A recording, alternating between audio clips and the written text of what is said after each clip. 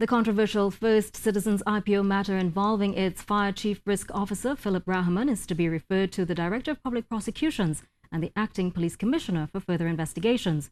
Attorney General Ramlogan made the disclosure at Thursday's post-cabinet media briefing. Karen Koze-Phillip has more.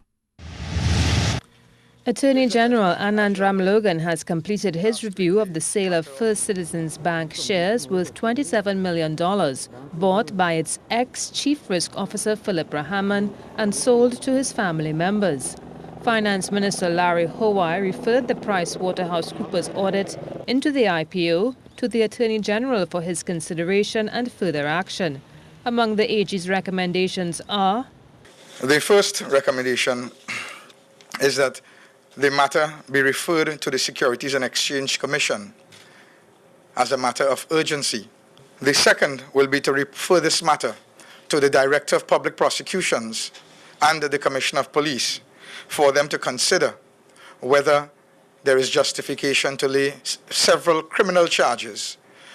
The third will be for the Ministry of Finance to undertake a review, a critical review, of the relevant documents that are entrusted to the Divestment Secretariat to strengthen the expertise and capacity as it relates to overseeing IPOs.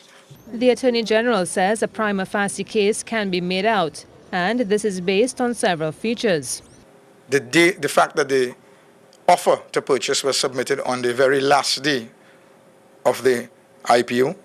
The second is the position he held and the fact that information may have come to his knowledge in that capacity that could be deemed insider information and relating specifically to the undersubscription in the category for employees. The loan agreements which were unsecured, the 5 one-page loan agreements which are unsecured, the amounts which were in proportion to the shares purchased and the repurchase which occurred thereafter. In fact, the loan amounts were $58 short of $14 million.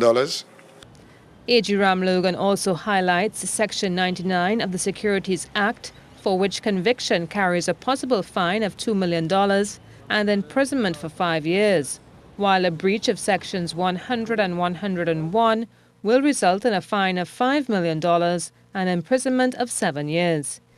The Attorney General says while the initial comments of First Citizens Chairman Nairi Alfonso were unfortunate, he maintains that the board played no role in the Rahman matter.